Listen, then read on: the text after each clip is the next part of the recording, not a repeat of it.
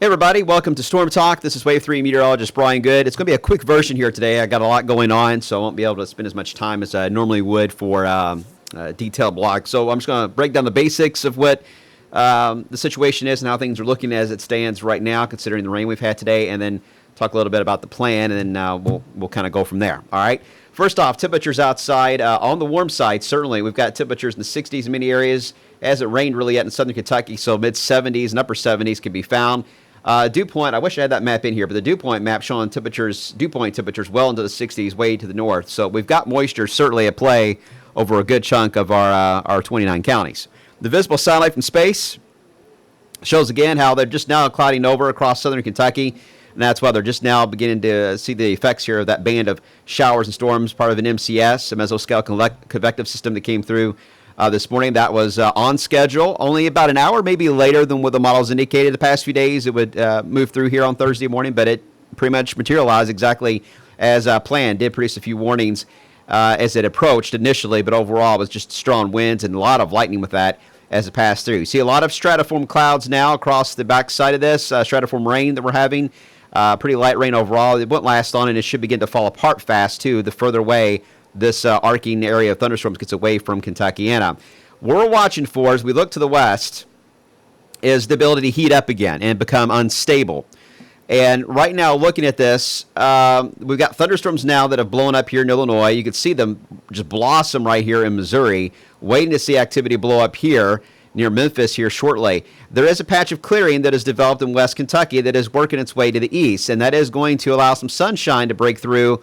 It looks like in many spots, actually, in central Kentucky, may see some sun try to break through for at least a little while. It may not go completely clear, but you'll get some hints of sun and warm things up, and that'll be enough to get us in the 70s.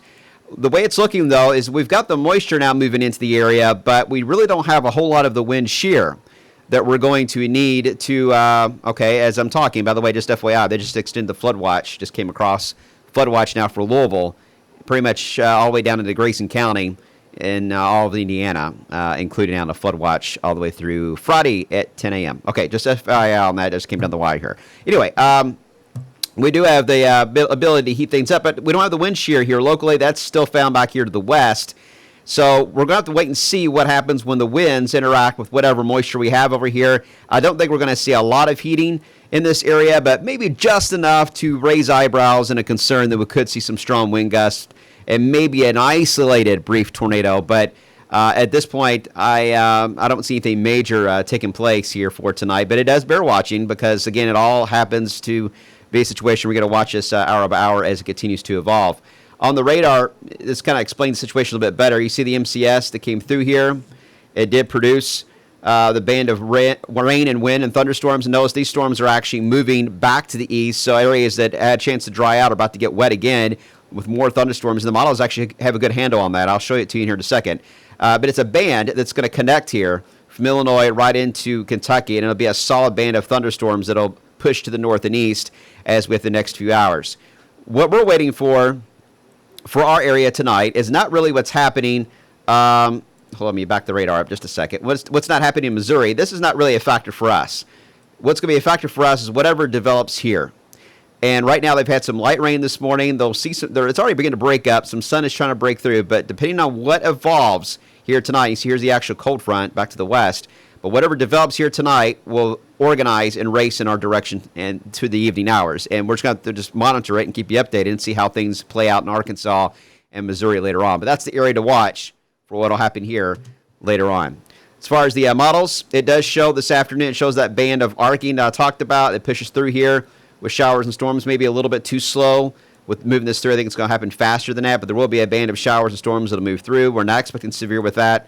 And then later on tonight, the best wind shear begins to move into the area, and that's the period to watch. Anytime after midnight, we need to be on alert for potential for a line of storms. If you look at this, now this is just a model, but there are areas that try to bow out a little bit here and then again over in here, and that's the areas we'll have to watch for high winds. And anywhere you got the little bending that takes place at the very top of it or the apex, that's where you get any type of rotation or brief spin up as far as the tornado goes. But it's a typical squall line. We're used to these around here. Sometimes we can get very lucky and they come through without any major problems at all for the area. Just some gusty winds and it's over with. But the potential is there for those winds to be brought to the ground, so that's why we need to be alert alert here and certainly watch it as it tracks off to the east. But again, it'll be after midnight, closer to the 3, 4 o'clock time frame, the way it's looking, and then it's out of here at 6 a.m. But then, by the way, Friday morning, we do break out in some sunshine for a little while, but keep in mind, the cold front hasn't come through yet. It's back here in the areas of Evansville. So when the front moves through, it may react to a little bit of sun in the morning and then produce another band of rain showers for midday on Friday. But the good news is it's going to be quick hitting. It'll be out of here, and we'll have sunshine for the rest of the day. In the short term, Storm Prediction Center does have us in a slight risk for right now. Moderate risk in the red, which would be West Kentucky. That is where the best combination of wind shear and moisture is going to be, is certainly to the west, and that's going to be the initiating point for the storms this afternoon. So, bigger deal west of us. I still gets a bigger deal south of Louisville. South and west. Those are the two areas I think have the best chance to see anything as far as warnings go for this afternoon and certainly for the overnight. How far north this line can extend into Louisville and Indiana is a big question mark, and it all depends on the next few hours and how things play out, and can we become unstable enough? And that's kind of iffy. Again, not a big outbreak, but it can produce some watches and warnings, so we'll watch it and keep an eye on it. I'm in for Kevin, as he's going to be out live at Brandenburg here this afternoon, so we'll be playing tag team back and forth, but we'll both have the latest here on the storms coming up on Way 3 News starting at 5 o'clock. See you then.